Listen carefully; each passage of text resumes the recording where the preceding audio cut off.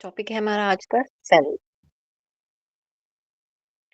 Cell में हम कुछ चीज़ों को देखिए हमें जैसा मैंने अभी प्रारंभ में कहा कि क्या है, हमें पहले अपनी इंडिविजुअलिटी है, जो हम खुद हैं, कैसे बने, किस तरह से हैं, हम अंदर से हम इन चीज़ों को जागरूकता के साथ हम उन सब चीज़ों को पढ़ेंगे। एग्ज़ाम पॉइंट ऑफ व्यू से चीज़ें अपने आप कवर हो जाएँगी। मैं साथ-साथ में ऑलमोस्ट हर स्लाइड में, हर क्लास में आपको ये बताती रहूँगी कि एग्ज़ाम में क्या आएगा या क्या आ सकता है और क्या आया हुआ है। ठीक है सभी को? चलें। अब सेल, सेल क्या था जब जिन्होंने ना रॉबर्ट हुक जी थे। 1665 में ना वो ना अ अ, एक साइंटिस्ट थे ये। तो साइंटिस्ट तैयार कर रहे थे, कोशिश कर रहे थे कि कुछ नई खोज वो हमेशा आज भी सारे साइंटिस्ट ऐसे ही करते हैं। तो उन्होंने एक दिन ऐसे ही उनके पास एक प्लांट सर्कल एक कॉर्क था, उनके माइक्रोस्कोप के नीचे आया। सॉरी उन्होंने छोड़ दिया ऐसे ही, वो थोड़ा-सा ना बड़ा-सा हो गया और नेक्स्ट डे आए उन्होंने देखा ये कुछ अजीब-सा क्यों है? मतलब ये इसमें कुछ फंगस टाइप या ये सब कुछ कैसा है? क्या है ये चीज़? तो कॉर्क के पीस को उन्होंने माइक्रोस्कोप के नीचे लाके रख के देखा। कि क्या है? कैसा है ये? क्या इस पे क्या आया हुआ है? ये क्या चीज़ क्या है? और कॉर्क जो होता है वो बेसिकली प्लांट बेस्ड होता है। ठीक है? तो उन्होंने जब देखा था तो उन्होंने फर्स्ट टाइम जो उन्होंने देखा था वो प्लांट सेल था। ठीक है? तो जब उन्होंने देखा ना उसमें उन्होंने देखा माइक्रोस्कोप के नीचे कि छोटे-छोटे डिब्बे बने हुए हैं। अब वो लैटिन भाषा से बिलॉन्ग करते हुए थे, तो उन्होंने कहा सेला।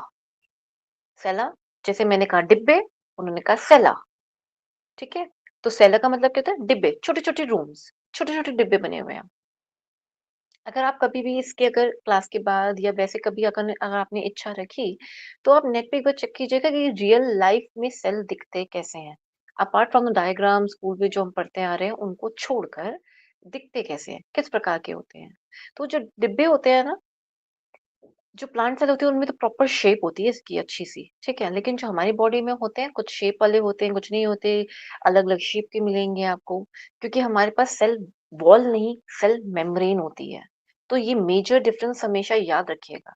जिसमें वॉल होती है ना, वो रिजिड होते हैं, स्टिफ से होते हैं, अकड़े हुए कह लो जो जैसे होते हैं ना कि जो हिल नहीं सकते या जिनकी शेप में कोई ज़्यादा चेंजेस नहीं ला सकते, लचीलापन नहीं होता।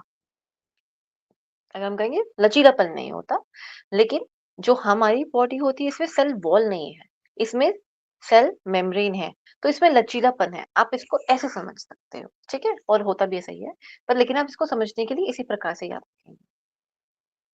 चलिए ये बात समझ आ गई। रॉबर्ट हुक जी थे, उन्होंने इसका आविष्कार किया और लैटिन भाषा से था सेला मतलब छोटे-छोटे डिब्बे, छोटे-छोटे रूम, कमरे जैसे छोटे-छोटे कमरे बने हुए हों। तो उन्होंने ना और रिसर्चेस होती चली गई, तो उन्होंने समझा, इतनी सारी रिसर्च करने के बाद, इतनी स्टडीज़ करने के बाद, उन्होंने ये समझा कि सेल एकमात्र एक ऐसी चीज़ है। उन्होंने न्यूक्लियस का नाम नहीं लिया, उन्होंने माइटोकॉन्ड्रिया का नाम नहीं लिया जो सेल के अंदर मौजूद है, उन्होंने सेल का नाम लिया, ठीक है? सेल का नाम उन्होंने ये कहा कि ये एक तो स्ट्रक्चरल और functional unit of an organism. ये लाइन को पहले आज यहाँ समझ लेते हैं कैसे क्या कहना चाह रहे हैं ये। स्ट्रक्चर मतलब जो एक स्ट्रक्चर देता है, एक फ्रेमवर्क देता है, एक आकार देता है। किसको? ऑर्गेनिज्म को। ऑर्गेनिज्म कौन है? ऑर्गेनिज्म वो होते हैं जहाँ पे कोई भी चीज ऑर्गेनाइज्ड तरीके से रखी जाती है। ठीक है? कोई भी चीज़ है, कुछ लोग हैं, जैसे भी हैं, उनको अगर हम ऑर्गनाइज़्ड तरीके से रख दें, एक सुव्यवस्थित तरीके से जिसको रखा जाता है, उसे हम ऑर्गनाइज़्ड तरीके से या ऑर्गेनिज़्म या ऑर्गनाइज़ेशन कहते हैं। क्या ये बात समझ आई? Yes ma'am. Yes ma'am. जी। आप थम्स अप भी कर सकते हो, ठीक है ना? आपको ईज़ी रहेगा, माइक ओपन नहीं करना पड़ेगा, ठीक है? तो अब उन्होंने कहा कि ये तो स्ट्रक्चर प्रोवाइड करता है, तो इसके अलावा अगर इतना सिर्फ स्ट्रक्चर तो प्रोवाइड कर रहा है तो इतना इम्पोर्टेंस आपने सेल को क्यों दी? उनका ना ना ना, ये फंक्शनल भी है।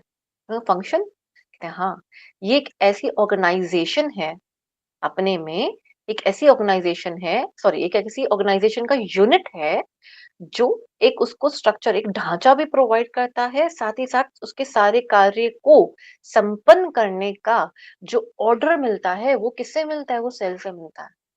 तो असली कार्यालय कौन-सा हुआ पूरे शरीर का? सेल। अभी क्लियर? कि सेल इतना इम्पोर्टेंट, उतना महत्वपूर्ण क्यों है? उन्होंने कहा अच्छा ठीक है जी, ये कैसे है? थोड़ा-सा प्रूव करके दिखा दो जी इस बात को। कहते ठीक है, मैं प्रूव करके बताता हूँ। उनका स्ट्रक्चर कैसे मिलेगा? सेल वॉल, सेल मेम्ब्रेन, ये मैंने आपको पहले ही क्लियर करा ना, जब रोबोट हुकुची ने देखा था, ठीक है?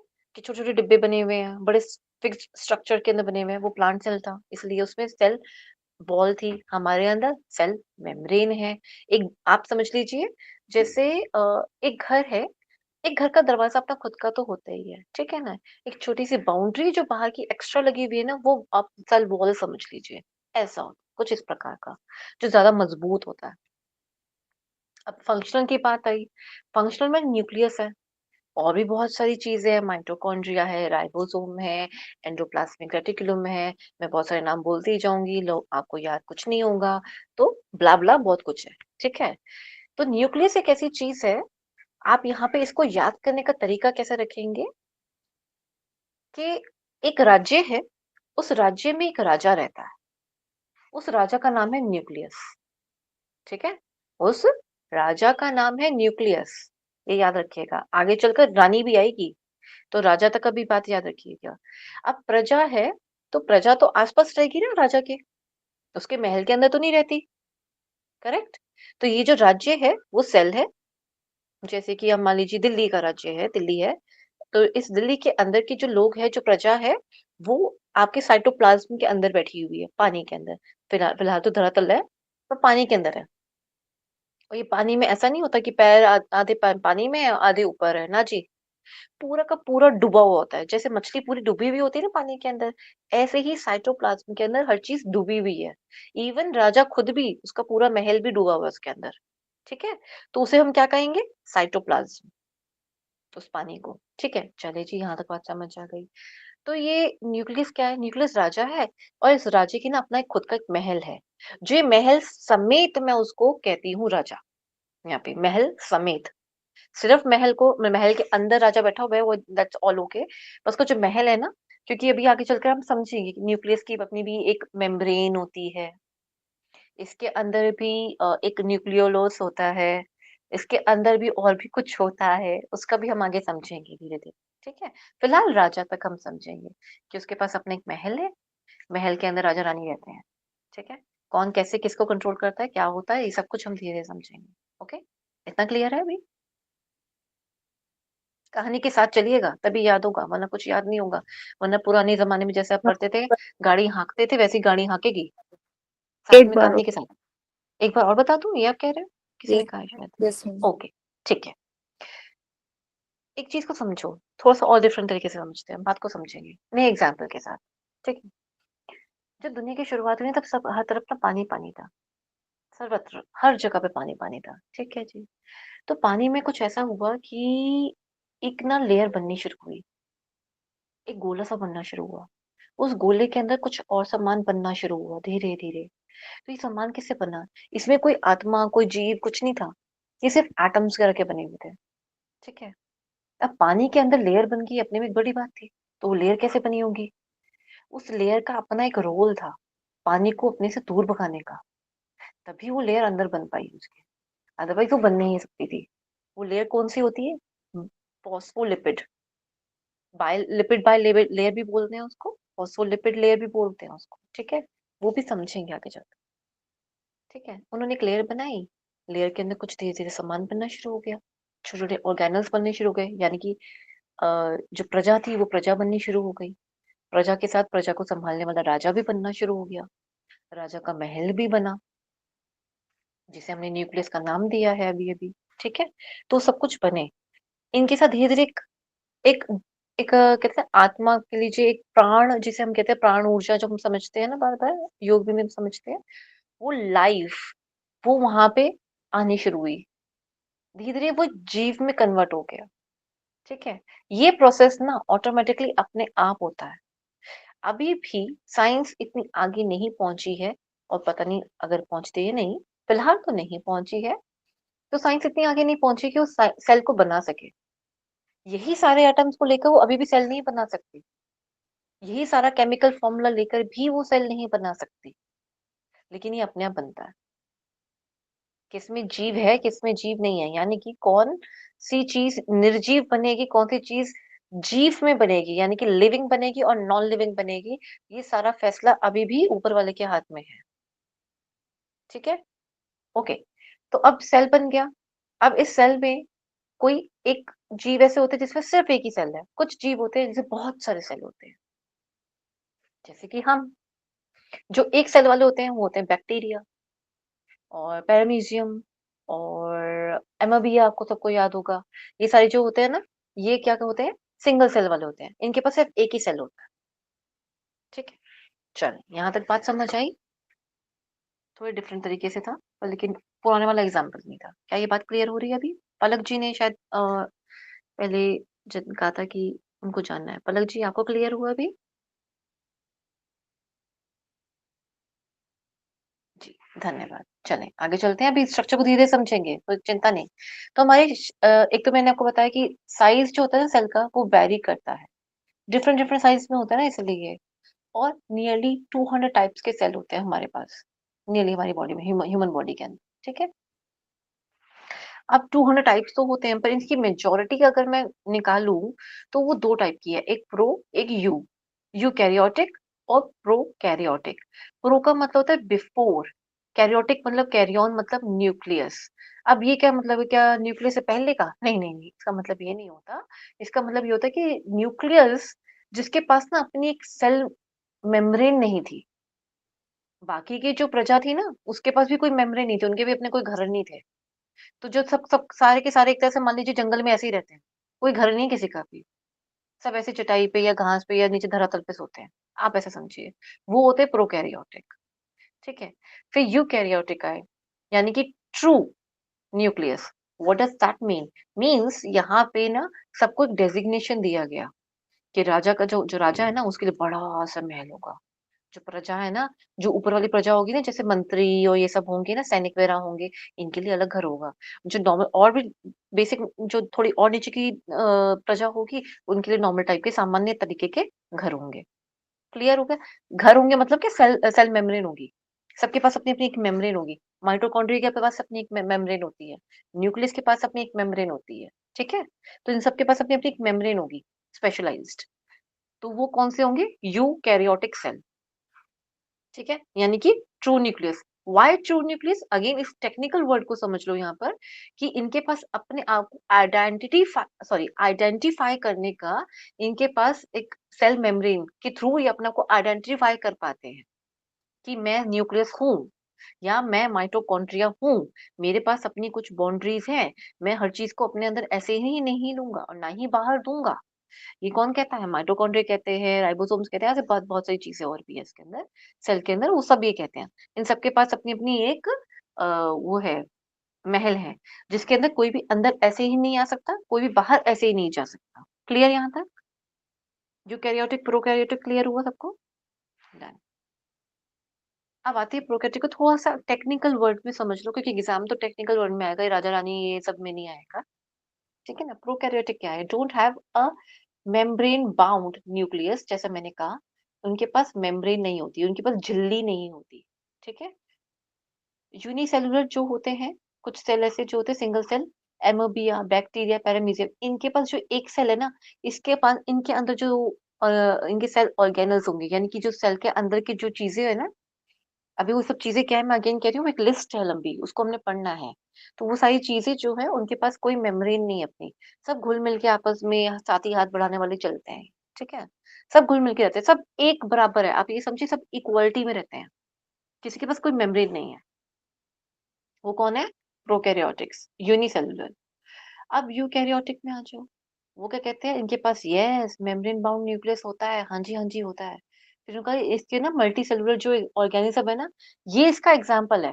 इसका एग्जाम्पल यूनिसेलुलर था, यानी कि एक, यूनि मतलब एक, मल्टी मतलब बहुत सारे। ठीक है? लिख लीजिएगा, अगर किसी को यूनिसेलुलर में थोड़ा कंफ्यूजन है तो यूनि लिख लीजिएगा, एक। ठीक है? अब मल्टी सेलुलर ऑर्गेनिज्म जो होते हैं, उनके पास एक से ज्यादा सेल होते हैं। और जिनके पास एक से ज्यादा सेल है, उनके पास अपना एक मेम्ब्रेन होगा। उनके पास अंदर की जो चीजें हैं सेल की, जो लिस्ट में बता रही हूँ बार बार, उस लिस्ट की जो चीजें हैं, उनके पास भी अपनी एक मेम्ब्रेन होगी। ठीक है? एग्जाम्पल क्या दिया उन्होंने यहाँ पर? कहा ह्यूमंस, हम जो ह्यूमन है, इनके पास एनिमल सेल जो होते हैं, यानी कि जो जीव जंतु जो सॉरी, जो जानवर है हमारे आसपास उनके पास, ठीक है, बर्ड्स होती हैं उनमें भी ऐसा होता है, प्लांट होते हैं उनमें भी ऐसा ही होता है। तो example of cell human body are the nerve cells. जैसे हमारे अंदर क्या है, हमने 200 सेल्स की टाइप की बात की थी ना, ह्यूमन बॉडी में 200 टाइप के होते हैं, तो ये तो हम सब जानते हैं। इसका आरबीसी बढ़ गया, इसका आरबीसी घट गया। आरबीसी मतलब रेड ब्लड सेल्स, वो हो गए। व्हाइट ब्लड सेल्स हो गए, डब्ल्यूबीसी जो कहते हैं हम, जो हमारी रक्षा करते हैं। एक ये प्रकार हो गया, दो प्रकार बताए। नर्व सेल हमारे ब्रेन की, न्यूरॉन कहते हैं इसको, ये भी एक प्रकार है।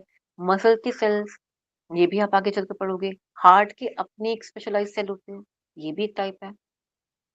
ब्लड की तो मैंने बता ही दी आपको, ठीक है।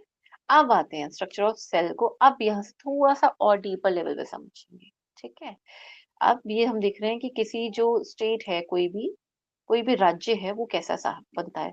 किसी भी राज्य को जानने के लिए, समझने के लिए, पढ़ने के लिए ना, हम ये कहते हैं कि सेल के ना तीन मेन रीजन है। अगर आपने किसी सेल को समझना है ना, तो पहले हम इन तीन चीजों से होके गुजरेंगे। हमें ये तीन लेवल क्लियर होने चाहिए, लेवल नहीं है ये, ये तीन बातें हैं उसके बारे में पता होनी चाहिए। ये तीन रीजन में डिवाइड करके रख दिया हमने उसको। अब सुंदरता देखिए कि कैसे किस तरह से डिवाइड करा है इसको, ठीक है। पहले हमने कहा कि इसकी एक बाउंड्री होगी, जिसको हम सेल मेम्ब्रेन या प्लाज्मा मेम्ब्रेन भी कहते हैं, ठीक है। फिर दूसरी आएगी इसके अंदर का पानी, जिसको हम साइटोप्लाज्म कहते हैं, ठीक है। फिर आएगा न्यूक्लियस, अंदर का राजा जो हमने बात की, जिसके अंदर सारा डीएनए, सारी इंफॉर्मेशन छुपा के रखी हुई है, ठीक है। तो ये तीन मेन रीजन के पढ़ेंगे। तो सेल मेम्ब्रेन को क्यों पढ़ेंगे, क्योंकि ये वो गेट कीपर है, ये वो है जो अलाउ करता है कि हाँ जी आप अंदर आ सकते हो या नहीं आ सकते। जैसे हमारे गेट के बाहर होता है ना, फिंगरप्रिंट लगा के रखा होता है, नहीं तो पासवर्ड हम टाइप करते हैं, जैसे होटल रूम में भी होता है, पासवर्ड का एक चिप देते हैं हमको, कार्ड देते हैं, कार्ड डालते हैं, तो आपका रूम के अंदर एंटर कर सकते हो, otherwise you won't be able to enter, है ना। सेम सेल मेम्ब्रेन भी यही काम करती है।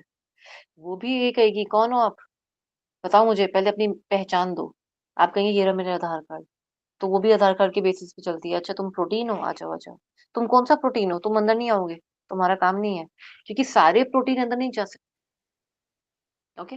सारा फैट भी अंदर नहीं जा सकता, बहुत सारी चीजें जो अंदर नहीं जा सकती, सबका अलग अलग रोल होता है। मतलब डिफरेंट डिफरेंट टाइप के जो सेल होते हैं ना, उनका डिफरेंट डिफरेंट रोल होता है। अब ये क्यों काम आता है, बैक्टीरिया है। अब बैक्टीरिया को कहेंगे क्या तुम अंदर आ जाओ, सेल के अंदर आके सारी इन्फॉर्मेशन खराब कर दो। इन्फॉर्मेशन मतलब क्या हो गया, किसी एक, मान लो किसी एक गवर्नमेंट का ऑफिस है, और वहां कोई घुसपैठी आ जाए, तो आप ये चाहोगे कि वो अंदर तक, जहाँ पे चलिए बैंक समझिए आप, बैंक है, बैंक के अंदर रॉबर्स आ गए, बैंक रॉबर्स आ गए, तो आप क्या चाहेंगे कि वो तिजोरी तक पहुंचे, नहीं ना। तिजोरी ही न्यूक्लियस है, तिजोरी में सब कुछ रखा है, और तिजोरी में आप ये समझिए कि बैंक का डेटा भी, आप कंप्यूटर जो एक ऐसा है, जो कंप्यूटर हब है, वो भी वहीं पे पड़ा हुआ है, उसकी सारी इंफॉर्मेशन, उसकी जो हार्ड ड्राइव है वो भी सब वहीं पड़ी है। Soft drive, hard drive, both, सारा काम, मतलब जो फाइल्स हैं वो भी, और जो कंप्यूटर बेस्ड चीजें हैं सारी, वो भी वहीं पड़ी हुई हैं, और सारा पैसा भी वहीं पड़ा हुआ है। क्या आप चाहेंगे कोई भी उस चीज को अटैक करे, नहीं ना। तो ऐसे ही बैक्टीरिया अंदर आए और वहां तक, उस तिजोरी तक पहुंचे, उससे पहली सेल मेम्ब्रेन उसको रोक देती है, ठीक है। अभी रोका कैसे जाता है ये हम आगे चल के पढ़ेंगे। इसमें डब्ल्यूबीसी सबसे ज्यादा तेज होते हैं वो हमारी बॉडी में, ठीक है। अब वो भी पढ़ेंगे हम धीरे धीरे, ठीक है। क्या यहाँ तक क्लियर था, अभी पीछे तक जहाँ तक मैंने बताया, यही तीन रीजन्स के बारे में, ओके, ठीक है। अब प्लाज्मा मेम्ब्रेन को समझते हैं कि ये जो गेट कीपर है हमारा, ये चौकीदार है, ये ऑल इज वेल वाला चलता है, कहानी से चलता है, या वाकई में काम करता है, ठीक है, कैसे काम करता है ये भी थोड़ा समझते हैं। Outermost component of the cell means सबसे बाहरी त्वचा जो होती है सेल की, वो इसकी बनी होती है, सेल मेम्ब्रेन की बनी हुई होती है। कुछ कुछ ऐसा है जैसे कि आप समझिए टमाटर है, और टमाटर की पहली लेयर जो होती है ना, उसको कट करेंगे एकदम से जूसी स्पॉन्जी, वो सब चीजें दिखाई देने लगेंगी हमें, दिखता है ना, होता है ऐसा। अंगूर के ऊपर भी होता है, एक पतली सी झिल्ली यस। लगी होती है, उसको उतारेंगे सॉफ्ट पार्ट दिखाई देगा, फिर मन नहीं करा, रहा नहीं जाता हमसे, मन करता हम खा जाए उसको। तरबूज है, मोटी शेल है उसकी, इतनी मोटी, समझो जैसे वो सेल वॉल ही है, बहुत मोटी है ना, इसलिए आराम से तो कटती नहीं है। उसको तो पानी में भिगोएंगे तो कुछ फर्क भी नहीं पड़ना है। और एग्जाम्पल देखिए आप इसके, छोटे छोटे एग्जाम्पल्स लिखिए, देखिएगा, टमाटर हो गया, या आप इसका देख सकते हैं। जी बोलिए Neha ji. No ma'am, nothing. अच्छा, सॉरी। नहीं, ओके, ठीक है। जैसे ये हो गया, टमाटर हो गया, और भी एग्ज़ाम्पल्स हैं फ्रूट्स या वेजिटेबल्स में, जैसे कि खीरा देख लीजिए, तरबूज देख लीजिए, अंगूर बताया मैंने। तो इनके ऊपर एक पतली-सी छिल्ली लगी है, प्याज़ है, प्याज़ के ऊपर भी एक हल्की-सी एक छिल्ली लगी हुई होती है, ठीक है? उसमें से भी हम देखते हैं वैसे स्कूल टाइम पे, उसमें से हाँ सेल मैम, देखा हमने करते थे। देखा था 10th क्लास में वो जी, ओनियन पे ही करा था। Correct, correct. वही उसमें निकाला जाता है, उसमें देखा जाता है, उसमें सेल दिखते हैं, बहुत ईज़िली यस दिख जाते मैम, हैं। हाँ मैम। ठीक है? तो आउटर मोस्ट सेल का जो कंपोनेंट है, उसको हम क्या कहते हैं? सेल मेम्ब्रेन या प्लाज्मा मेम्ब्रेन। ये डिफाइन करता है बॉर्डर्स, यानी कि दिल्ली से अगर मुझे गुड़गाँव जाना है या हरियाणा जाना है, तो एक बॉर्डर आएगा ना कि इसके बाद अब हरियाणा स्टार्ट हो गया, ठीक है? या फिर आपने राजस्थान जाना है, तो वो बॉर्डर स्टार्ट हो जाएगा। आपकी सेल में सॉरी, आपके फ़ोन में मैसेजेस आने शुरू हो जाएँगे कि आपने बॉर्डर क्रॉस कर लिया है। अब आपको इस पे डिफरेंट चार्जेस लगेंगे, डिफरेंट टैरिफ लगेगा। मैसेजेस आते हैं ना ऐसे-ऐसे करके। तो it means you have crossed the borders. तो बॉर्डर्स क्या है? ये सेल इसका भी अपना है, सेल मेम्ब्रेन का। हर सेल का अपना-अपना एक डिफाइंड स्ट्रक्चर, हर सेल का अपना-अपना एक काम भी है। जैसे कि मेरा घर है, आपका घर है, हम सबके पास अपना-अपना काम है ना, हम सब अपना अलग-अलग तरीके से रहते हैं ना, हमारी अपनी इंडिविडुअलिटी है, ऐसे ही हर सेल की भी होती है। तुम मेरे काम में मत आओ, मैं तुम्हारे काम में नहीं आऊँगा। तुम मुझे तंग मत करो, मैं तुम्हें तंग नहीं करूँगा। और कुछ साथ में मिलके, और ये जो चीज़ें लेकिन साथ में मिलके भी काम करती हैं, ठीक है? जैसे स्कूल में सारे बच्चे हैं, वो इकट्ठे मिलके काम करते हैं ना, साथ में पढ़ाई भी करते हैं, सब कुछ करते हैं, ठीक है? ऐसे बहुत सारे सेल मिलके क्या करते हैं, कैसे करते हैं, वो समझेंगे हम धीरे-धीरे। लेकिन इनके अंदर एक बॉर्डर मिलेगा, दैट इज़ सेल मेम्ब्रेन। ये डबल लेयर का होता है, डबल लेयर मीन्स आगे अंदर भी और बाहर भी, 2 तरह की लेयर बनी हुई होती हैं, ठीक है? और ये जो बनी हुई होती है, सेमी परमेएबल होती है। जैसे सेमी परमेबल परमेएबल का मतलब कुछ चीज़ें आ सकती हैं और कुछ चीज़ें नहीं आ सकती। इजाज़त के साथ आओगे, ऐसे नहीं आओगे, ठीक है? फिर made up of phospholipid and protein. कहाँ से आए हो जी? जो गेटकीपर है, जी मैं फॉस्फोलिपिड हूँ, और तुम? मैं प्रोटीन हूँ, ठीक है? फॉस्फोलिपिड, तुम फॉस्फोलिपिड कैसे हो? जी मेरे पिताजी फॉस्फेट थे, मेरी माता लिपिड थी, इसलिए मैं फॉस्फोलिपिड हूँ। क्या ये याद रहेगा? तो फॉस्फोलिपिड है, दूसरा प्रोटीन है, ठीक है? इसको हम दूसरे तरीके से भी कहते हैं, फॉस्फोलिपिड वाली जो लेयर होती है, इसको हम लिपिड बायलेयर भी बोलते हैं। लिपिड बायलेयर, यहाँ पे स्ट्रक्चर में देखेंगे, लिपिड बायलेयर। अब जैसे हमने पीछे यूनि पढ़ा था, यूनि का मतलब होता है वन, बाय का मतलब होता है टू, दो। तो लिपिड की, वसा की, लिपिड मतलब यहाँ पे वसा, फैट जो हम ऑयल वगैरह खाते हैं ना, वो वाला फैट। उस वसा की ना दो लेयर बनी हुई है, ये दिख रही है आप, पहली यहाँ पर है, ये यहाँ पे देख रहे हैं आप, एक साइड ये वाली है, और एक ये आउटर साइड है, एक ये वाली है, और ये दोनों मिलकर गेट कीपिंग का काम करती हैं, यानी कि दोनों मिलकर एक बॉर्डर बना रही है। अकेला बॉर्डर नहीं बना रहा, ये दोनों मिलकर बॉर्डर बना रहे हैं, ठीक है? अब ये आप देख रहे हैं, ये ट्रांस प्रोटीन्स है बीच में, ये प्रोटीन्स है सारे। ये हेल्प करते हैं, किससे हेल्प करते हैं? चीज़ों को बाहर यहाँ से वहाँ पहुँचाने का काम करते हैं। कार्बोहाइड्रेट की चेन होती है, ये आपको जानने की ज़रूरत नहीं है, बहुत ज़्यादा डिटेल हो जाएगा, इतना नहीं है। एग्ज़ाम में सिर्फ इतना पूछ सकते हैं कि जो सेल मेम्ब्रेन होती है, वो किस चीज़ की बनी हुई होती है, वो मटेरियल कंपोनेंट क्या है उसका? तो वो ये पूछेंगे, तो आपने किस पे मार्क करना है? वो डबल लेयर होती है, क्या ये पूछेगा? तो आपने डबल लेयर पे करना है। सेमी परमेबल होती है, हाँ जी, आपने उस पे भी क्लियर करना है। और वो किस चीज़ की बनी हुई होती है, तो फॉस्फोलिपिड लिखा होगा या लिपिड बाइलेयर लिखा होगा, ठीक है? ये लिपिड बाइलेयर लेयर लिखा होगा या फॉस्फोलिपिड लिखा होगा, और फॉस्फोलिपिड प्लस प्रोटीन लिखा होगा तो भी क्लियर है। लिपिड बाइलेयर प्लस प्रोटीन लिखा होगा तो भी सही है, ठीक है? अगर क्वेश्चन ऐसे आता है कि सेल मेम्ब्रेन की परमेबिलिटी कैसी है? कंप्लीट परमेबिलिटी है या सेमी है? तो आप कहेंगी नहीं सेमी है, पारदर्शी, मतलब कंप्लीटली वो अलाउ नहीं करता हर चीज़ अंदर आ जाओ, नहीं, कुछ चीज़ों को अलाउ करता है, ठीक है? क्या ये सेल मेमोरी वाली पार्ट आपको क्लियर हुआ? अति सुंदर। Yes ma'am. जी, अब आते हैं इसके, ये क्या क्या काम क्या करता है? प्रोटेक्शन, जाहिर सी बात है, जब मैंने अभी बताया था ना, बैक्टीरिया का वो अंदर अदरवाइज अंदर आ जाएगा, और बहुत सारी चीजें अंदर आ जाएंगी, जैसे प्रोटीन है, मुझे थोड़ा सा ही प्रोटीन चाहिए था, अब यार तुमने तो बहुत इतना प्रोटीन खा लिया, सारा अंदर आई जा रहा, आई जा रहा, आई जा रहा, इसका क्या करूंगी? उसको रोकना तो होगा ना, उसकी एंट्री भी तो रोकनी होगी, ये नहीं नहीं, बस बस में इतने लोग आ सकते हैं, इतनी सीट से, इससे ज्यादा लोग नहीं बैठ सकते, तो और लोग आएंगे भी नहीं, करेक्ट, ठीक है? तो वो मेम्ब्रेन मेंटेन करता है। जिसका बिगड़ जाता है वो केसेस अलग होते हैं, ठीक है? Controls entry and exit of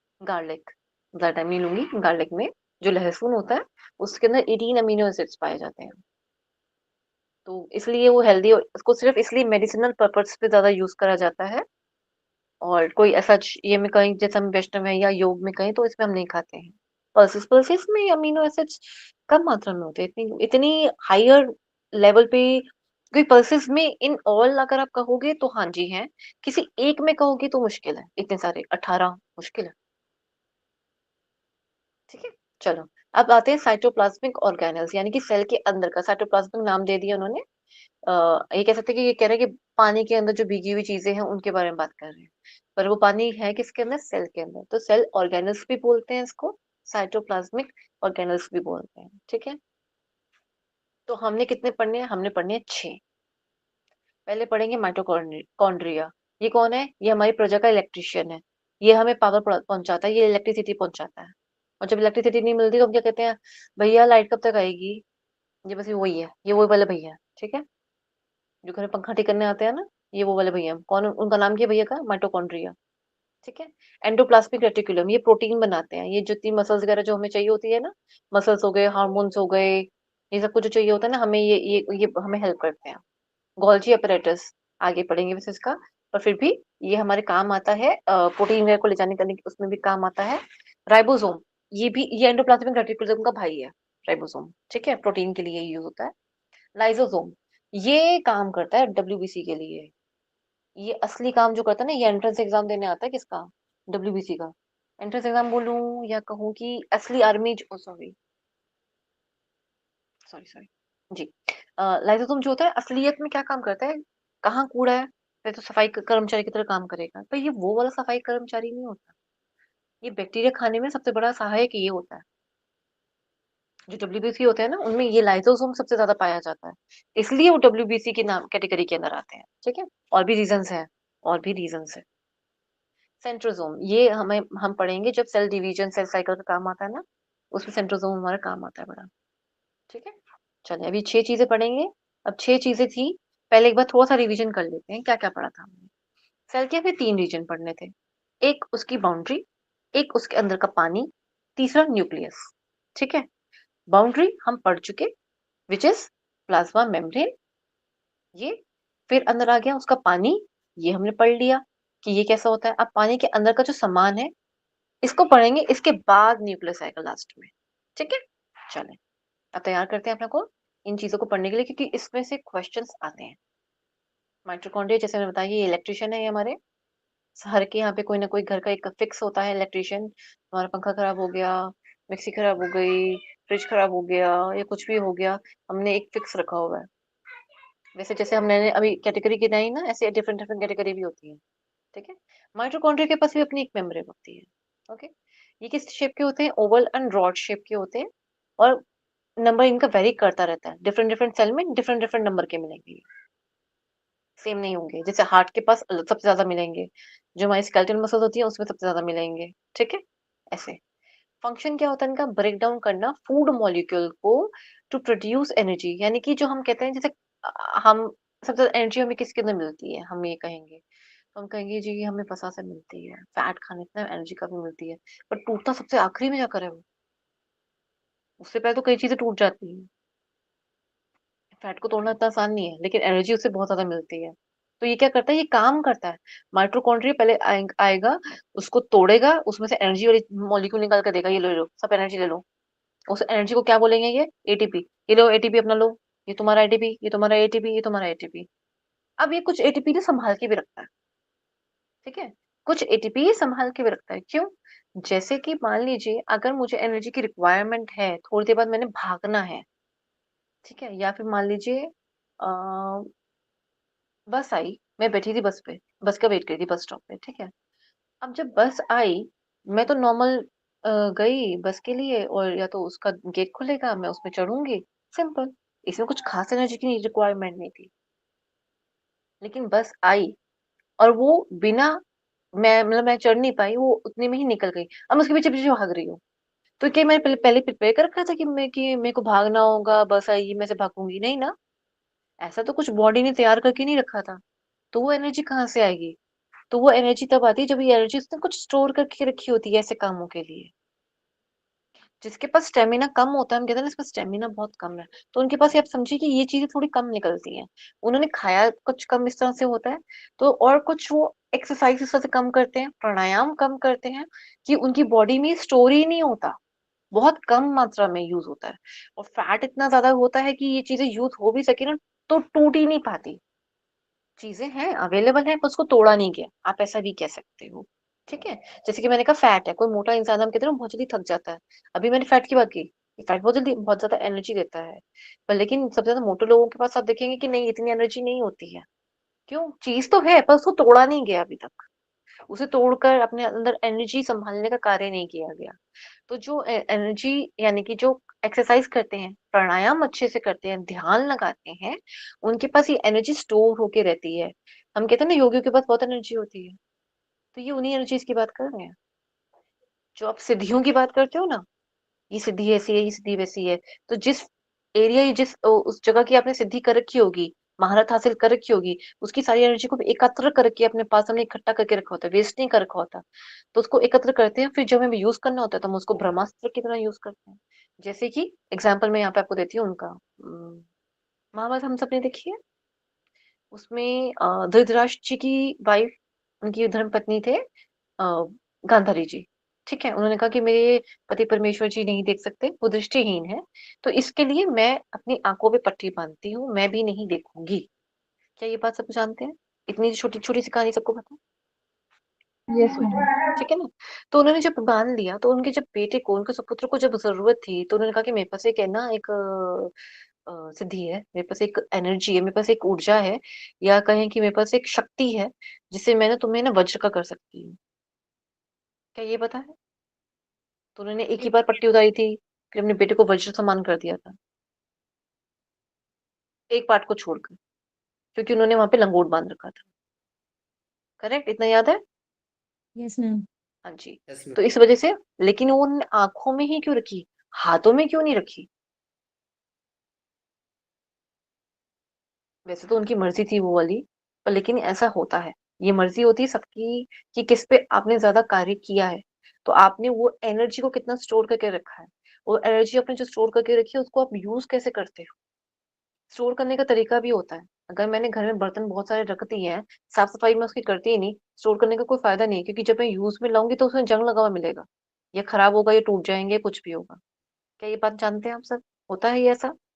कपड़े बहुत सारे रखे हैं, लेकिन उसके ऊपर मान लीजिए सिल्क के कपड़े हैं, बहुत सारे संभाल के रखे हैं, सिल्क का कपड़ा बहुत जल्दी कीड़ा खा जाता है। करेक्ट, होता है ऐसा। और थोड़ा टाइम में या तो फट जाएगा, या तो कीड़ा लग जाएगा उसमें। फायदा हुआ उसका संभालने का? नहीं। हमें उसकी पूरी अच्छे से देख रेख करनी होती है। ऐसे ही जो लोग सिद्धियों में होते हैं, उनको उनकी भी देख रेख करनी होती है। वो देख रेख अपने आप हो जाती है वैसे। इतनी आगे नहीं जाएंगे, पर हाँ समझ जाइए यहाँ से। आप इस चीज को यहाँ से आइडिया ले सकते हैं, अनुमान ले सकते हैं इस बात का, जो मैंने समझाने का प्रयास करा। ठीक है, अब आते हैं यहाँ पे। Known as a power house of the sun, जैसे मैंने कहा कि बिजली का बोर्ड है, या कह लीजिए हमारा घर का जो वो होता है ना, एमसीबी। ठीक है ना, ये वो है। कौन है वो? माइटोकॉन्ड्रिया। ये प्रोवाइड करता है, एनर्जी प्रोवाइड करता है। ठीक है। Energy factory of the cell भी कह सकते हो आप। और इसे आप दूसरे नाम से कैसे याद रखोगे? इलेक्ट्रिशियन। याद रहेगा ना? कोई भूलेगा? कल पूछूंगी इलेक्ट्रिशियन कौन था। राजा के महल का। राजा के महल का नहीं, राजा की प्रजा के साथ का। ठीक है। चलिए, एंडोप्लाज्मिक रेटिक्यूलम। अच्छा, एक चीज और थी। ये ना सब ना ये ना पूरे फैले हुए होते हैं, माइटोकॉन्ड्रिया। ये सिर्फ न्यूक्लियस के पास नहीं पाया जाता, ये पूरे सेल में फैले हुए होते हैं। ठीक है। और हर सेल के अलग अलग होते हैं। मैंने जैसा आपको काउंट बताया था कि हर सेल की काम करने की क्षमता, तरीका अलग अलग होता है। तो जो होते हैं उनको जागरूक अवस्था में रखना, उसको यूज करना, उसको सतर्क रखना, ये हमारा कार्य होता है। वो हमारा ब्रेन से होता है, एमिगडाला और हिप्पोकैम्पस से। वो समझेंगे हम जब हम ब्रेन पढ़ेंगे। चलिए, इसमें आते हैं। Endoplasmic reticulum. अब ये क्या चीज है? अभी तो हमने पीछे उसको पढ़ लिया, अब ये क्या करते हैं? ये ना क्या ये कहता है, ये ना पाइप पाइप होती है ना, पाइप्स, बहुत सारी पाइप, जिसे हम स्ट्रॉ जिसे हम कहते हैं, जिनसे हम कभी कभी मिल्क शेक्स पीते हैं, या सब चीजें पीते हैं, या कोल्ड ड्रिंक पीते हैं। कुछ ना उस तरह के पाइप्स हैं इनके पास। तो पाइप्स को ना, उन पाइप के अंदर कुछ ना फ्लूइड भर दिया मैंने। और आप समझिए कि उन सारी फ्लूइड के अंदर भर के ना, थोड़ा थिक सा फ्लूइड है, उसको भर के ना मैं सबको आगे आगे पीछे एक शेप सी बना दी मैंने। उसको मैंने कह दिया एंडोप्लाज्मिक रेटिकुलम। नॉर्मल लैंग्वेज में क्या बोलेंगे या टेक्निकल लैंग्वेज में क्या कहेंगे, नॉर्मल में टेक्निकल लैंग्वेज में क्या कहेंगे, नेटवर्क यानी कि जाल है किसका, मेम्ब्रेनियस। मेम्ब्रेनियस मीन्स झिल्ली टाइप का, झिल्ली टाइप भरी हुई, फ्लूइड भरी हुई ट्यूब्यूल्स, ट्यूब्यूल्स मतलब वो पाइप्स जैसे मैंने कहा। तो वो बड़ी पतली पतली सी झिल्ली से माना है, वो इतनी मोटी स्ट्रॉस नहीं है जो स्ट्रॉस हम यूज करते हैं। तो of course there is a difference between the cell and the I mean in the real life, जो प्रैक्टिकली जहाँ तुम जब चीजें पकड़ सकते हो, उन दोनों में थोड़ा डिफरेंस है। ठीक है, तो ये थोड़ी मेम्ब्रेनियस मीन्स पतली पतली सी होती है, बड़ी पतली झिल्ली की बनी हुई है, आप ऐसे समझे, झिल्ली सी बनी हुई होती है। और इनके अंदर भी फ्लूइड होता है इन पाइप्स के अंदर। ज्यादा अंदर अंदर नहीं जाएंगे इस बात को कि उस फ्लूइड में क्या होता है, वो फ्लूइड का काम करता है। ठीक है, वो अभी आपके कोर्स में भी नहीं, और इससे ज्यादा आगे जाओगे तो बहुत हायर लेवल की नॉलेज हो जाएगी। अगर आप पीएचडी में करते हो कुछ तो आपके काम का आएगा, अदरवाइज नहीं। जब आप मेडिटेशन में जाओगे तो काम का आएगा। Connected to the outer layer of the nucleus, यानी कि जो न्यूक्लियस की आउटर लेयर होती है ना, न्यूक्लियस की, अभी हम पढ़ेंगे वो वाली लेयर के बारे में भी। तो उस लेयर के ना बाहर बैठे हुए होते हैं। ठीक है, क्योंकि जैसे कहते हैं ना कि राजा का जो राइट हैंड लेफ्ट हैंड की तरह, ये वो काम करने के लिए यहाँ बैठे हुए हैं। टाइप्स कितने होते हैं, स्मूथ होता है, एक रफ होता है। रफ के पास क्या होता है, रफ वो होता है जिसके पास एक दोस्त बैठा हुआ होता है, उसको कवर करके बैठा होता है, दोस्त भी नहीं होता, ये कह रहे उसको पास दुश्मन बैठा हुआ है, या उसको पसंद नहीं करता राइबोसोम, तो इसलिए चिड़चिड़ा सा रहता है, ये रफ है। क्यों चिड़चिड़ा रहता है, एंडोप्लाज्मिक रेटिकुलम उसके पास राइबोसोम है, इसलिए चिड़चिड़ा रहता है। और ये क्या करते हैं, मिलके मिलके बनाते हैं प्रोटीन। उसको जॉब पसंद नहीं है, ये वाली, आप ऐसे समझ लो। ठीक है, याद करने के लिए, सिर्फ याद करने के लिए, सबका अपना अपना तरीका है याद करने का। जिसको जैसे याद होता है टेक्निकल लैंग्वेज में याद कर सकते हो तो सुपर्ब, नहीं याद होता तो थोड़ी सी स्टोरी फॉर्म में याद करना है। ठीक है, बस सिर्फ याद करने के तरीके से बता रही हूँ कुछ चीजें। ठीक है, ये सिंथेसाइज क्या करते हैं, अगर एंडोप्लाज्मिक रेटिकुलम के ऊपर राइबोसोम नाम की एक चीज अगर चिपक जाए या उसको कवर कर ले, तो वो मिलके क्या बनाते हैं, प्रोटीन बनाते हैं। ठीक है, अगर उसके पास राइबोसोम नहीं हुआ तो उसको कहेंगे हम स्मूथ एंडोप्लाज्मिक रेटिकुलम, यानी कि SER। ऊपर RER था, ये SER है, यानी कि इसमें राइबोसोम नहीं पाया जाएगा, इसके पास आएगा ही नहीं, कवर भी नहीं करेगा। तो ये क्या करेंगे, ये बनाएंगे लिपिड यानी कि वसा। और ये क्या काम करते हैं, डिटॉक्सिफिकेशन का, यानी कि हमारी बॉडी में से जो चीजें जिन चीजों का कोई रोल ही नहीं है, बस पड़ी हुई है लेकिन बेकार, एक होती है जरूरत के लिए आगे चलकर काम आएंगी, वो वाली एक अलग चीज होती है। एक चीज बेकारी हो चुकी हुई है, उसको निकालने का या उसको बाहर फेंकवाने का काम करती है। ठीक है, फिर आता है सिंथेसिस ऑफ स्टेरॉइड हॉर्मोन्स। ये हम सब जानते हैं, ये हार्मोन के बारे में बहुत बार सुना है, स्टेरॉइड्स के इंजेक्शन लगना, ये सब कुछ होना। हार्मोन भी एक प्रोटीन का कैटेगरी ही होती है। तो हार्मोन कौन बना रहा है हमारी बॉडी में, जो हार्मोन सब कहते हैं ये वाला, मेलेटोनिन निकलेगा, सेरोटोनिन निकलेगा, ऐसा वाला टॉनिन निकलेगा, वो वाला टॉनिन निकलेगा। आई एम सॉरी, किसका बज रहा है, किसी का माइक कौन है, थैंक यू। तो वो सब कुछ जो हार्मोन्स निकलते हैं, वो देखिए स्मूथ एंडोप्लाज्मिक रेटिकुलम कौन से वाला हार्मोन निकाल रहा है, स्टेरॉइड। अब स्टेरॉइड के बारे में हम पढ़ेंगे, लेकिन कब, जब एंडोक्राइन ग्लैंड्स के बारे में पढ़ेंगे। ठीक है, तो हम पढ़ेंगे स्टेरॉइड हार्मोन्स कहाँ से रिलीज होते हैं, उसका रोल क्या है, वो सब चीजें पढ़ेंगे हम। ठीक है, फिलहाल अभी यहाँ पे याद रख लीजिए, इसको स्टार मार्क कर लीजिएगा, फॉर यू, ये आपके अपने लिए है। किसके लिए, सिर्फ आपके अपने लिए, कि स्टेरॉइड हार्मोन्स कौन बना रहा है, स्मूथ एंडोप्लाज्मिक रेटिकुलम। हो सकता है मैं कल पूछूं आपसे। ठीक है, डिटॉक्सिफिकेशन का काम कौन करता है, एंडोप्लाज्मिक रेटिकुलम। लिपिड को बनाने का काम कौन करता है, एंडोप्लाज्मिक, कौन सा, स्मूथ वाला एंडोप्लाज्मिक रेटिकुलम। क्या यहाँ तक क्लियर हो गया, स्मूथ और रफ के बारे में, ये डिफरेंसेस आते हैं एग्जाम में। ठीक है, वेरी गुड, आगे बढ़ते हैं। गोल्जी एपरेटस या गोल्गी भी बोलते हैं, डिफरेंट, क्योंकि ये एक लैटिन लैंग्वेज है, साइंटिफिक लैंग्वेज में ग्रीक और लैटिन को ज्यादा यूज किया गया, जिसके अंदर ज्यादा चेंजेस ना हो। तो ये लैंग्वेज की प्रोनाउंसिएशन भी थोड़ी लुप्त हुई हुई है, तो हर एक को नहीं आती है। Sometimes even in English, in the British side, वो लोग भी इसको अपने अपने तरीके से प्रोनाउंस करते हैं। यूके में अलग करेंगे, अमेरिका में अलग करेंगे, प्रोनाउंसिएशन डिफरेंट है, स्पेलिंग सब सेम रहेगी। ठीक है, और हम इंडियंस हैं तो हम अपने तरीके से करेंगे, इट्स कॉल्ड जी। ठीक है, तो नोन एज गोल्जी बॉडी या गोल्जी कॉम्प्लेक्स। कॉम्प्लेक्स और बॉडी क्यों कहा, क्योंकि एकदम काफी कुछ इसके अंदर मिल जाता है आपको स्ट्रक्चर के अंदर, ठीक है, लेकिन मिलके काम कर रहे हैं ये। आपको इसके काम में नहीं जाना है कि किस तरह से कर रहे हैं, इसलिए इसको कॉम्प्लेक्स कहा जाता है।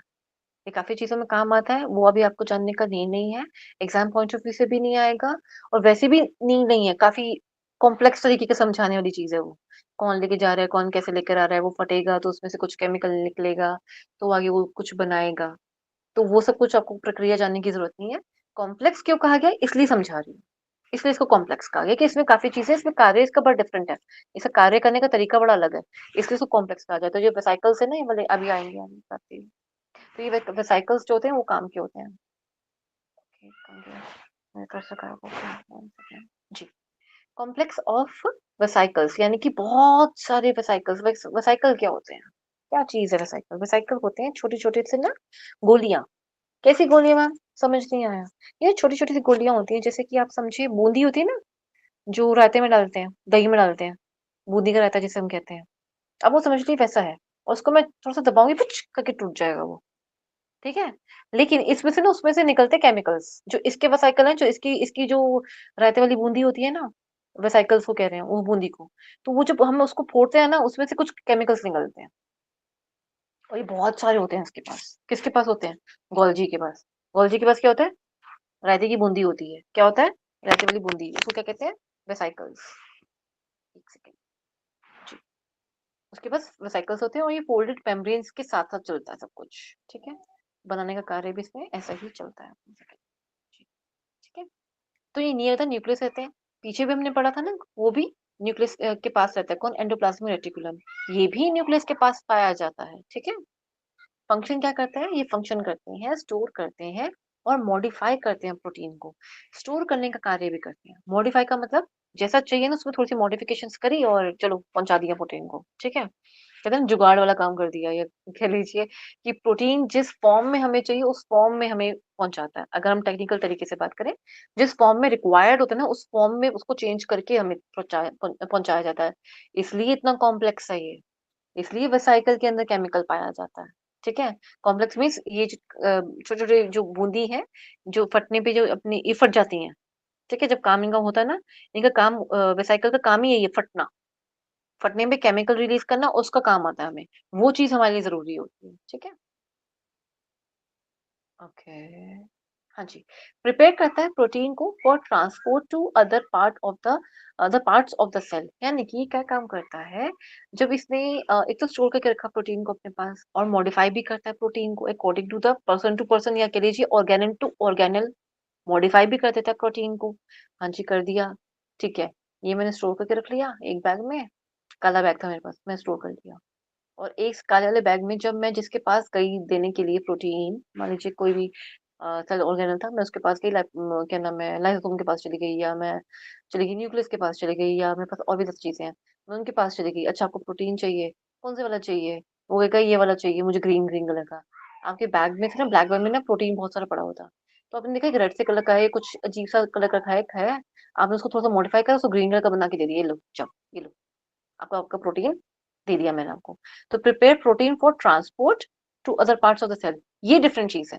ये प्रोटीन को इस तरह से बना के अपने साथ लेके चलता है कि मैं उसको ट्रांसपोर्ट कर सकूं, ठीक है। प्रोटीन को नहीं ट्रांसपोर्ट, मतलब प्रोटीन को नहीं कहेगा तुम चले जाओ, नहीं नहीं, प्रोटीन को नहीं कह रहा वो खुद लेके जाएगा प्रोटीन को, ठीक है। वो ये कहना चाह रहा है। Formation of liposomes. लाइपोसोम्स में ये भी हमारी सेल के अंदर काम करता है। ये पूरा एक प्रोसेस है जो ये करता है, लाइपोसोम को बनाने का काम होता है, जिसमें प्रोटीन और ये सब कुछ चाहिए होती है, वेसाइकल फटती है, सब कुछ ये लाइपोसोम को बनाने का एक प्रक्रिया चलती है इसके अंदर, इसलिए इसको कॉम्प्लेक्स कहा जाता है। मैंने कहा था ना, जैसे बहुत सारे कार्य हैं, वो कार्य आपको जानने की कोई नीड नहीं है अभी, ठीक है। ओके। राइबोसोम हमारा फिफ्थ, सॉरी फोर्थ टॉपिक हम पढ़ रहे हैं इसका, साइटोप्लाज्म के अंदर फोर्थ ऑर्गेनल पढ़ रहे हैं, विच इज राइबोसोम। ये छोटे छोटे ग्रैन्यूल्स हैं, जैसे पाउडर के होते हैं, या नहीं, पाउडर ज्यादा हो जाएगा, ज्यादा महीन हो जाएगा आपको समझने के लिए। जैसे कि अजवाइन के दाने, ऐसा समझ लीजिए, ठीक है। अजवाइन हो गई, राई हो गई, जीरा हो गया, ये छोटी छोटी चीजें हैं। इनके जो दाने होते हैं कुछ इस प्रकार से समझिए, उसको कहते हैं ग्रैन्यूल्स, ठीक है। Composed of protein and RNA. यानी कि जो अजवाइन है, मान लीजिए मैं यहाँ पे अजवाइन का एग्जांपल ले रही हूँ, अजवाइन के छोटे छोटे छोटे जो दाने हैं, हर एक अकेला दाना मैं उठाऊंगी ना, उस दाने के अंदर प्रोटीन भी है और आरएनए भी है। अब ये अजवाइन कौन है? राइबोसोम। अगर मान लीजिए मैंने ब्रेड के ऊपर, नहीं तो रोटी के ऊपर समझ लीजिए, रोटी के ऊपर मैंने बहुत सारे ना ये अजवाइन के दाने ऐसे बिछा दिए, उसमें चिपक जाएंगे। अब उस पर आप हाथ लगाओगे तो स्मूथ स्मूथ लगेगा आपको? नहीं ना। थोड़ा पता चलेगा ना, कुछ है, खरवा खरवा सा कुछ है इसके ऊपर लगा हुआ है, ऊबड़ खाबड़ सा कुछ हो रहा है मेरा हाथ, ऐसा फील होगा आपको? जो प्लेन आटा होता है वैसा तो फील नहीं होगा। तो प्लेन आटा क्या था? Endoplasmic reticulum. अब ऊपर ये मैंने दाने बिछा दिए थे तो हल्का हल्का में खुरदुरा सा महसूस हो रहा है, ऊपर खापड़ सा महसूस हो रहा है, तो राइबोसोम की वजह से रफ हो गए थे। अब समझ आ गया क्यों रफ हो रहे थे? क्या ये क्लियर हुआ? क्योंकि वो छोटे छोटे दानों की तरह उसके बजाय के चिपक जाता है किसके ऊपर? एंडोप्लाज्मिक रेटिकुलम के ऊपर। ठीक है, that's why it becomes rough endoplasmic reticulum. अब आते हैं, इसमें भी दो प्रकार के होते हैं। ठीक है, कौन कौन से? फ्री होता है, एक बाउंड होता है। फ्री का मतलब होता है ये ऐसे पड़े हुए हैं, बस घूम रहे हैं दो इधर, खाक छान रहे हैं, कभी किस चौराहे मिल जाएंगे, कभी किसी जगह मिल जाएंगे, कभी कहीं खेलते हुए मिलेंगे, कभी कूदते हुए मिलेंगे, कभी काम करते हुए मिलेंगे, बस ऐसे पड़े हुए हैं जगह जगह पे। ठीक है, वो फ्री वाले हैं, उसका भी अपना एक रोल होता है वैसे। ठीक है, बाउंड जो होते हैं ये अटैच्ड होते हैं टू एंडोप्लाज्मिक रेटिकुलम, जो उसको रफ बना देता है। ठीक है ना। अब इनका काम क्या होता है ही क्यों हमारी इसके अंदर, सेल के अंदर है क्यों, क्या काम करने के लिए आप आए हो? उन्होंने कहा कि ये ना साइट ऑफ प्रोटीन सिंथेसिस है, मींस इनके अंदर प्रोटीन बनता है, ये साइट है, जगह है वो। ठीक है, known as protein factory of the cell. Site मैंने बोल दिया, साइट का मतलब ही फैक्ट्री हो गया, फैक्ट्री है, ये बनाता है उन प्रोटीन को। ठीक है, सेल के प्रोटीन को ये बना, सॉरी, सेल में प्रोटीन को बनाता है। क्या ये बात अभी तक सबको क्लियर हो गई? Okay, good. गोल्जी apparatus, एक सेकेंड, गोल्जी apparatus कहाँ से आ गया? ये तो मैं करवा दिया था अभी। सॉरी,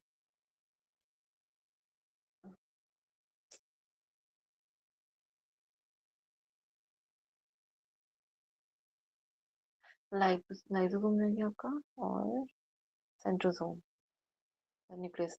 क्या मैं 2 मिनट लेके आपके ये दोनों कंप्लीट करा दूं, राइबोसोम और सेंट्रोसोम?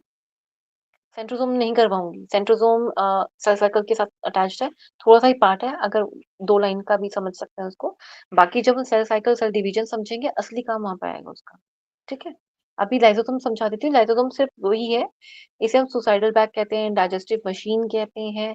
ये क्या करते हैं, जैसे मैंने बताया ना, सफाई कर्मचारी होता है, हर एक घर में एक मेड होती है ना, साफ सफाई करने वाली, वो। और ये जो लाइसोसोम है ना, ये सब साफ सफाई तक मत रखना है इसको, जैसे मैंने आपको पता है कि ये हेल्प करती है हमें कि ये बैक्टीरिया वगैरह हमारी बॉडी में ना आ पाए। ठीक है ना। ये क्या है, इसके भी पास भी अपनी एक मेम्ब्रेन है, किसके पास? लाइसोसोम के पास। ठीक है, ये राउंड और ओवल शेप के होते हैं, छोटे छोटे स्ट्रक्चर होते हैं, ज्यादा बड़े बड़े नहीं होते। इसके पास भी वैरायटी ऑफ एंजाइम्स होती हैं जो इंट्रा सेलुलर डाइजेस्टिव सिस्टम में काम करती हैं। अब ये क्या बोल दिया? एंजाइम्स आपने कई बार सुना होगा, हमारे पेट में ना वो एंजाइम्स निकलेंगे ये खाएंगे तो डाइजेशन अच्छा हो जाएगा। कई बार सुना है आपने, इसको पढ़ेंगे हम, डाइजेस्टिव सिस्टम के अंदर एंजाइम्स, कैटलिस्ट और ये हार्मोन्स वगैरह में क्या डिफरेंस होता है, वहां समझेंगे एक बार। ठीक है, क्योंकि तब डिटेल में चीजें सारी यूज हो रही होंगी। अभी एंजाइम्स को समझिए कि एंजाइम एक ऐसी चीज है जो हमें हेल्प करती है किसमें? डाइजेशन में। तो ये क्या करती है? इंट्रासेलुलर, यानी कि सेल के अंदर, एक सेल से दूसरे सेल के अंदर नहीं, वो इंटर हो जाता है। ये इंटरा है, अंदर है। यानी कि अगर क्रिकेट का मैच सिर्फ इंडिया के लोगों के बीच में ही हो रहा है, जैसे कि हरियाणा और वो दिल्ली का हो गया, और राजस्थान का हो गया, दिल्ली और राजस्थान का हो गया, इस तरह से जो हो रहा है ये इंट्रा में चल रहा है। ये इंट्रा क्या है? इंडिया का। ठीक है, अगर दिल्ली के ना, दिल्ली के लोगों का ही चल रहा है कि एक है आर के पुरम का, एक है लगा लो करोल बाग का, एक है पीतमपुरा का, तो इनका ये भी इंट्रा हो जाएगा, लेकिन वो स्टेट के अंदर का हो गया। ठीक है, तो इंट्रा क्या होता है? हमेशा विद इन वाला, अंदर वाला। इंटर क्या होता है? दो चीजों के बीच में। कौन दो चीज? हाई लेवल पे इंटरनेशनल बोलते हैं ना, इंटरनेशनल फ्लाइट है हमारी, यहाँ से याद रखें, इंटरनेशनल बोलते हैं इसलिए उसको। लेकिन जो डोमेस्टिक हम फ्लाइट्स बोलते हैं वो इंट्रा होती है, एक तरह से आप समझे। ठीक है, एक स्टेट से दूसरी स्टेट में जाना है, तो यानी कि दिल्ली से राजस्थान जाना है, तो इंट्रा सेलुलर फ्लाइट हो जाएगी, डोमेस्टिक भी बोलते हो, पर लेकिन हम यहाँ पे इंटरसेलुलर फ्लाइट के नाम से याद रखना आप। जो बाहर चली जाती है एक देश से दूसरे देश में, उसे हम इंटर बोलेंगे, इसलिए इंटरनेशनल फ्लाइट। ठीक है, चलो नेशनल नहीं है, इंटरनेशनल है। नेशनल लेवल पे नहीं फ्लाइट चल रही वो, नेशनल टू नेशनल जा रही है, यानी कि एक नेशनल से दूसरे नेशनल, इसलिए इंटरनेशनल है वो। ओके, हाँ जी, ठीक है। तो ये डाइजेस्ट करता है किसको? अनयूजेबल मटेरियल को, जो सेल के अंदर पदार्थ हैं जिनका कोई उपयोग नहीं है, वो वाली जो चीजें हैं उनको डाइजेस्ट करता है। ये पड़ी हुई है, जिसमें मैंने कहा ना कि बस सामान पड़ा हुआ है, दीदी ये काम का मैं ले जाऊं, ले जा ले जा, मेरे काम का नहीं है, ये वो दीदी है, ठीक है, मेड वो वाली दीदी, ये वाला काम का है, क्या ले जाऊं? नहीं नहीं, फेंक दे फेंक दे फेंक दे फेंक दे, ठीक है, वो ले गई। ठीक है, एक काम कर, ये सारा कूड़ा पड़ा हुआ है, इसको उठा के फेंक दे, ठीक है दीदी मैं ले जाती हूँ, मैं ले जाती हूँ। ये वो है। कौन है? लाइजोसोम। लाइजोसोम क्या है? मेड है हमारी। मेड क्या करती है? साफ सफाई का काम करती है। ठीक है, known as digestive apparatus, cell digestive machine. देखिए मैंने आपको मेड बोला, तो इसको प्लीज उस तरह से मत लीजिएगा, मैं सिर्फ समझाने के तौर पे ली है। ठीक है, destruction of dead cell organelles, यानी कि जो डेड सेल्स होते हैं ना, उनकी डिस्ट्रक्शन का, यानी कि उनको उठा के इधर उधर, ताकि वो दूसरी चीजों को डिस्टर्ब ना करे, एनवायरनमेंट खराब ना हो, उसकी भी डिस्ट्रक्शन का काम ये कौन करता है? लाइजोसोम करता है। इसको क्या कहते हैं? इसको सुसाइडल बैग भी कहा जाता है, इसको ऑटोलाइसिस भी कहा जाता है। Very very very very important. ये एग्जाम में पूछा भी जा चुका है, मैं भी पूछूंगी, बहुत बार पूछूंगी, याद करवा दूंगी इस चीज को। नहीं याद करोगे तो रटवा दूंगी, लेकिन याद करना पड़ेगा। इसको सुसाइडल बैग कहते हैं, इसको ऑटोलाइसिस बोलते हैं। क्यों? ये खुद चीजों को, ऑटो मतलब ऑटोमेटिकली, ये उन चीजों को डाइजेस्ट, या उन चीजों को खत्म या डाइजेस्ट यानी खा जाते हैं उनको, इसलिए। ठीक है, of a cell, because they release different kind of enzyme that cause death of the cell. ठीक है, ये कुछ जितने भी पदार्थ है ना आसपास जो अनयूज है, उनको खाने का कार्य करता है। ठीक है, phagocytosis, very important again. Lysosome in white blood cells contain enzymes that digest foreign material such as microorganism। जो मैंने बैक्टीरिया वगैरह की बात की थी ना, ये वही बता रहा है कि जब white blood cells foreign body को खा जाता है ना, बैक्टीरिया को खा जाता है, तो हम उसको फैगोसाइटोसिस बोलते हैं। ठीक है, क्लियर हो गया सभी को ये point? Very very very important, इसे बहुत बार क्वेश्चन आए, माइटोकॉन्ड्रिया और लाइसोसोम, इन दो पे बहुत क्वेश्चन आते हैं, अगर आते हैं तो। ठीक है, सेंट्रोसोम। अब ये सेंट्रोसोम थोड़ा सा बड़ा है, इसको हम नेक्स्ट क्लास में ही शुरू कर लेंगे, क्योंकि ये ट्यूब्यूल समझ नहीं आता इतनी आसानी से बच्चों को। वैसे तो इट्स इजी, बट इतना मुश्किल भी नहीं है, but it will take your time. ठीक है, टाइम हो चुका है आज का। किसी को अभी तक जितनी भी मैंने पढ़ाया, क्या किसी को कोई भी डाउट है? कोई भी चीज जो समझ ना आई हो? एनीवन? राशि जी, आपको? नो मैम, कोई डाउट नहीं। Vikas ji? No ma'am. Lavi ji? No doubt ma'am. Vijay ji? No doubt. Okay, Prakash जी?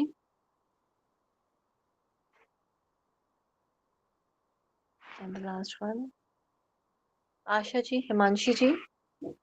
नो मैम, कोई डाउट नहीं है, अच्छी क्लास थी, समझ आया सब कुछ। Thank you. Thank you ma'am. Asha ji? No doubt ma'am, thank you ma'am. Welcome जी। Dharmendra ji? No doubt ma'am, revision की आवश्यकता है हम लोगों का। हाँ, बस आप रिवीजन जरूर कीजिए, उसके बिना तो फिर सब कुछ जीरो हो जाएगा। रिवीजन तो महत्वपूर्ण है।